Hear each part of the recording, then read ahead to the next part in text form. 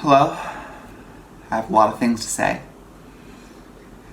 Today, I have with me some canned peaches and some canned mandarin oranges. These are fruits which I was able to purchase at my local grocery store. They are kept in cans. They are canned, and they are totally safe to eat. And I'm going to eat them and talk about what they mean. Let's start with the peaches.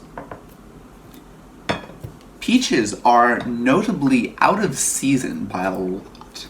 They are very out of season. They're a summer fruit. They're about to come into season as we start to get into the middle end of the spring. But you can't get this fruit in a good way, not in a can right now. But oh my god, is it so good that we can eat this fruit. Absolutely delicious. Peaches remain one of my favorite fruits of all time. They're so good.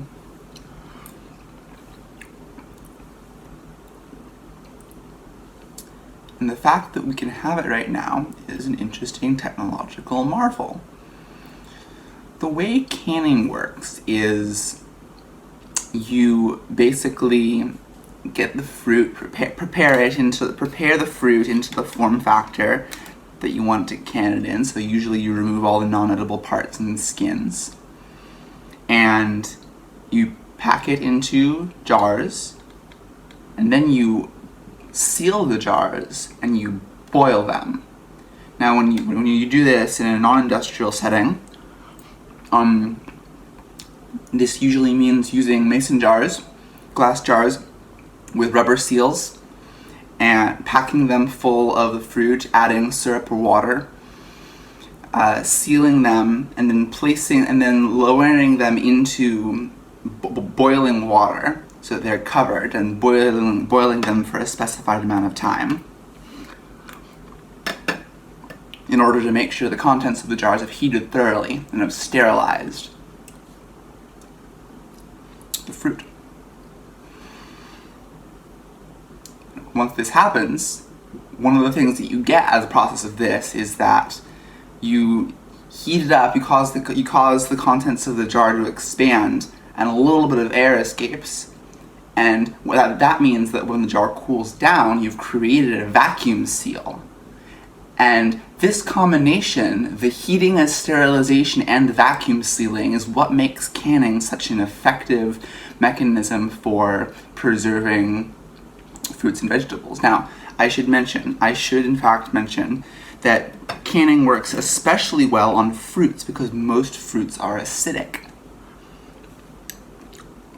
When you want to can things that aren't acidic, like vegetables and meats, you have to worry about some things. A very, very special friend called the botulinum toxin, which is what causes botulism. And the thing about that is that the botulinum spores, I'm pronouncing that wrong, I'm sure, the spores are strong enough and yet deadly enough that even if you boil them, get it to boiling temperatures, it won't kill them. So you need a pressure cooker in order to achieve the temperatures necessary to render botulism toxin ineffective.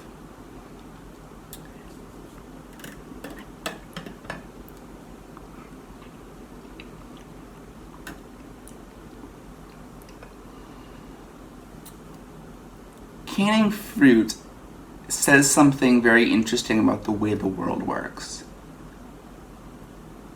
There's always going to be more fruit than you can eat on any given tree. The world produces in excess. We have built the world so that it produces in excess. There is enough food. There's more than enough food for everybody.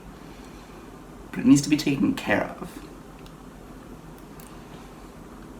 Think about all of the processes that go into making this.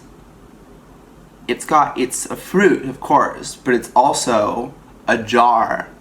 It is also the water and the sugar that goes into the syrup.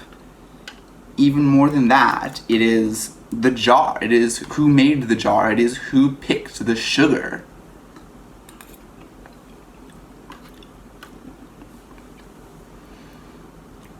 It is who cultivated the varietal of peach to be this sweet and this big. But it doesn't have to be all of those things at the same time.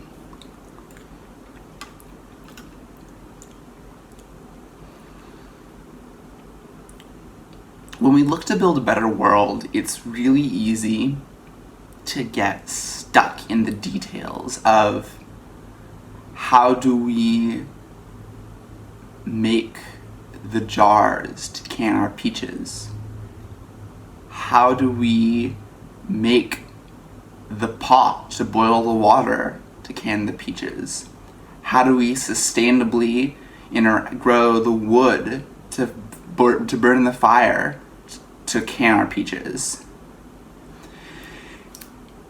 And thinking about those questions might need to be answered someday, but by God, if you find yourself really needing to answer that question, you've found yourself in a good place.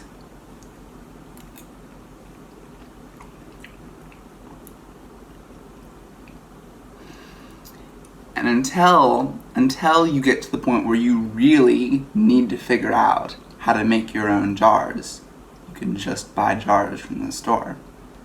You can just use an electric stove. You don't need to solve all the problems at once. And solving any of the problems, even the simple ones, is a good way to help ensure that you're building a world that you want to live in.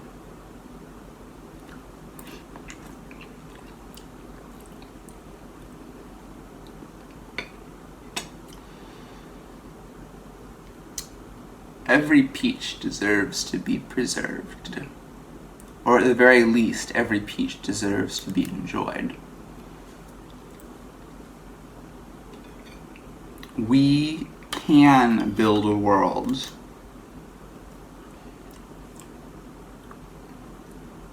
where if I wanted a jar of peaches in early April, I would know where to get them from somebody who knew where they came from, who knew either the person who grew them or the person that made the cans. In order to live in that world, lots of people want to know how to finish that sentence.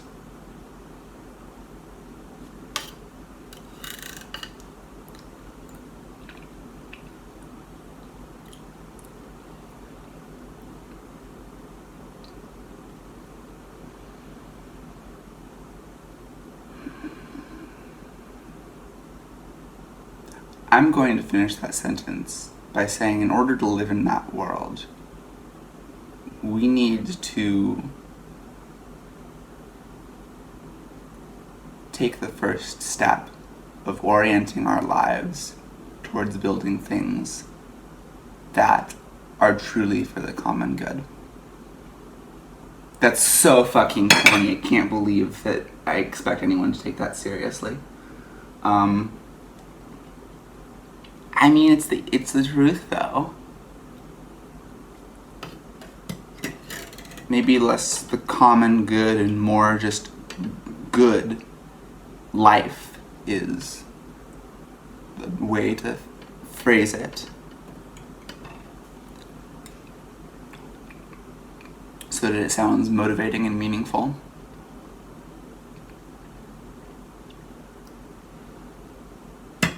I have no idea how coherent this video essay is going to be, but I hope you appreciate it.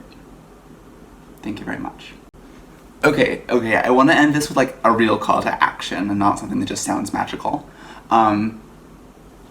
One, make friends with your neighbors. Just go and knock on your neighbors' doors and say hi and make friends and figure out what you have in common.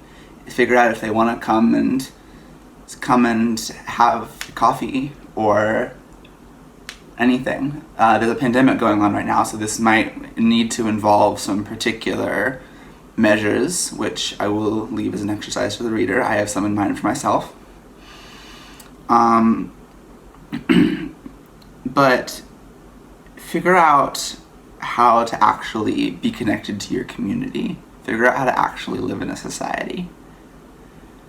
Two is to do what I'm doing and to use your whatever tools you have around you to document the things that you love, the things that you're passionate about, and the things that you want to see more of in the world, and put that out there. We happen to have phones and YouTube and social media to communicate with each other, and this is a great mechanism for documentation and building beauty in the world. And finally, to like have that idea that there is this, that there is something magical in life that's worth preserving above all else. That joy is the essence of living, and that we should organize, we really, really should have every action in our world be oriented in a way that it comes from and leads to that kind of joy. Thank you very much. Have a wonderful night.